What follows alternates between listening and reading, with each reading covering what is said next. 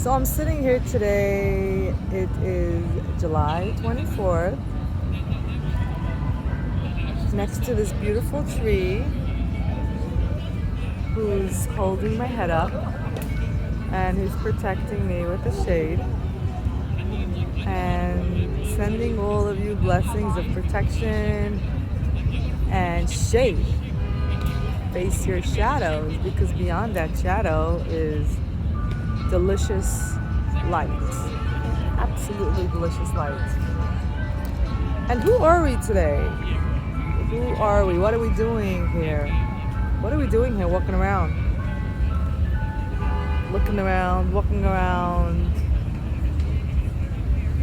giving, receiving, taking, liking, extracting, believing, knowing. What is that whole thing? What is that walk? What is that dance? Well, it's a dance of your journey. It's a dance of oneness. It's a dance of learning who you are. And if the people around you aren't honest to you, then how will you learn how and who you are? The only way you learn who you are is two ways. One is people being honest around you, which is kind of gone today's days because everybody's afraid. Everybody's reacting out of fear. So you're not really going to get the true reflection of what you need to hear. You're going to get either a reflection of jealousy or a reflection of animosity or a reflection of judgment. And this is all not bad stuff. It's just conditioning. And the second way of learning who you are is forgiving.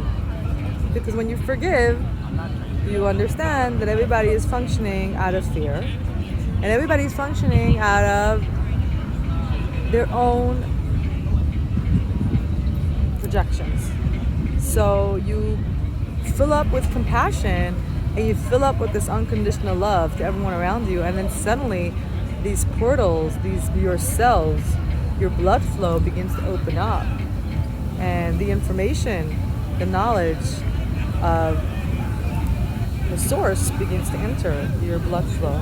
And so like that, you start learning who you are, why you're here, what's your purpose in this world. And it's a fun ride. Once you know who you are and what's your purpose, you're in a fun journey. And you keep on, like an onion, unraveling. Like I would call it a rose more than an onion because it smells so good. But an onion has these layers, layers. And an onion smells so strong, like when you eat it. And then you just have to be kind enough to others and wash it off.